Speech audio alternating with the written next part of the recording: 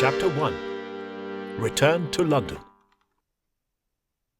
Ensconced in the Huntingdonshire countryside many miles from London, Abby and Jacob had no idea they'd escaped the most devastating fire the city had ever witnessed. "I was obliged to bury my Parmesan cheese in the garden," Mr. Pepys told them, mopping his brow at the memory. The dense wheel of cheese had simply been too heavy to carry to safety. Samuel Pepys was returning to London by coach from Brampton.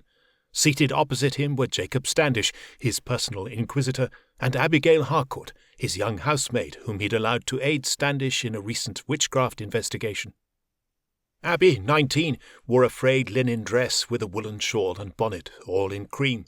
Her red hair was tied back, and her piercing turquoise eyes suggested a fierce intellect, which he'd become adept at hiding for fear of irritating boorish gentlemen above her station. Jacob, 3 years her senior, was twice her size, thick-set, with unruly dark eyebrows that met in the middle. His doublet and coat were plain, and his felt hat sat lopsidedly on a periwig that had seen better days. He brought to mind an outsized puppy. Mr. Pepys, he looked immaculate, naturally, the very essence of a gentleman in charge of his own destiny. Yet there was something about his general disposition, the flushed, rounded cheeks, the eager expression that spoke of joy and humanity within, not often found in men of his standing. The 2-day journey had begun in high spirits. Pepys' sister, Paulina, had been absolved of all the charges of witchery laid against her, thanks to Abby and Jacob, which filled Samuel with delight. That they'd succeeded in unmasking a murderer and proving Paulina's innocence, despite their backgrounds as a servant and a failed purser's apprentice, was cause alone for celebration. However, something appeared to be troubling Pepys. Abby and Jacob had departed London for Brampton on the day the fire started, Sunday the 2nd of September, 1666. Pepys had joined them a week later, having witnessed firsthand the devastation the fire had wrought on his precious city. It was clear that those memories had taken their toll. Pepys seemed distracted, and his customary bright-eyed disposition was replaced, as they jolted through ruts on the dried mud road, with a drained and baleful demeanour. "Sir," said Jacob, noticing the malaise, "pray tell me what troubles you." "It did seem as if heaven itself were on fire," his employer replied, blankly staring.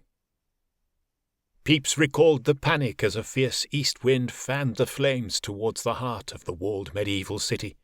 Belongings were thrown into the streets, where they piled in the gutters, or were tossed into the River Thames in the hope of evading the flames.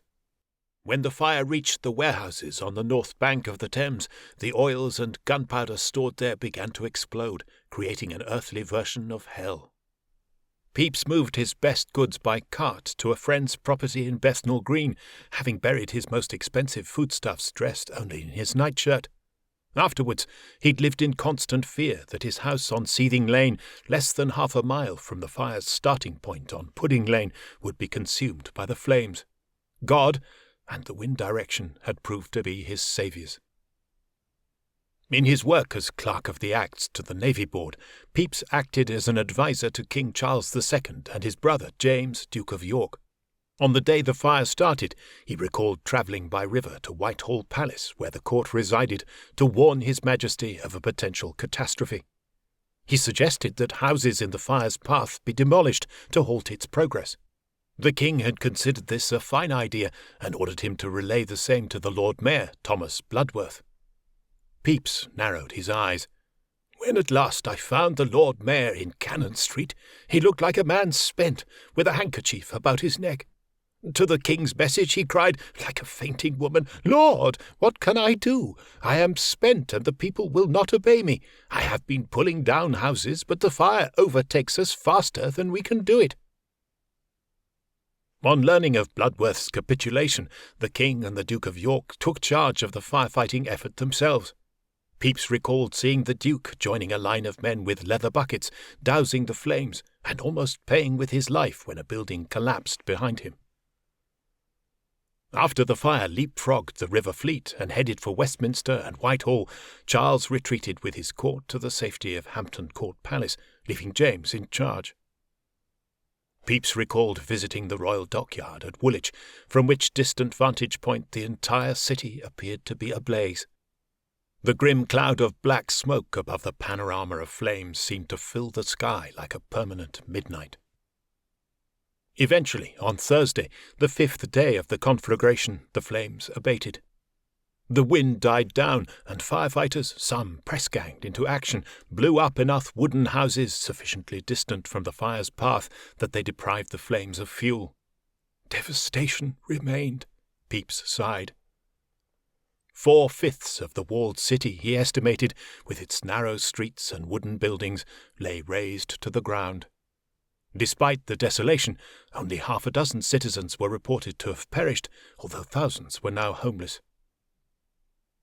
The thriving shopping street of Cheapside was gone, Pepys told Abby and Jacob, as was the ornate exchange marketplace where merchants once met and bartered. The lead roof of St. Paul's Cathedral had melted and flowed like lava down the streets as the building beneath it collapsed. At the end of these tragic recollections, Pepys wrung his hands and bowed his head. Jacob did the same, and his hat fell off. Abby, in tears, picked it up for him. "Sir," Jacob addressed his mentor, "are you aware? Did my house on Strand Lane survive the fire?" Pepys exhaled, reached across and patted Jacob's thigh. "Fear not, Mr. Standish. The fire did not reach even Temple Bar, thanks to the work of so many brave souls. Your house on Strand Lane still stands, rest assured." Abby wiped her eyes with a dirty sleeve. "Master Pepys, what will become of London now?" Pepys rose from the slouch that had overcome him. "The city has thrived for hundreds of years, Abigail, and it will thrive for many hundreds more, long after we are turned to dust. We must view this catastrophe as an opportunity for great men to make their names in the rebuilding of the city, such that it shall become the envy of the rest of the world." Jacob found himself applauding. "Sir, your words will be an inspiration to all of London." Pepys blushed and smiled to himself. "When we return," Jacob said, "I would like to visit my house to check on my possessions, that they've not been damaged by smoke." Pepys shook his head. "Nay, there is not the time, Mr. Standish. I will assign a boy to the task on your behalf. Your attention lies elsewhere."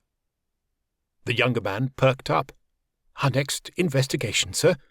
I feared we may be put out to pasture, having investigated the witchery in Brampton."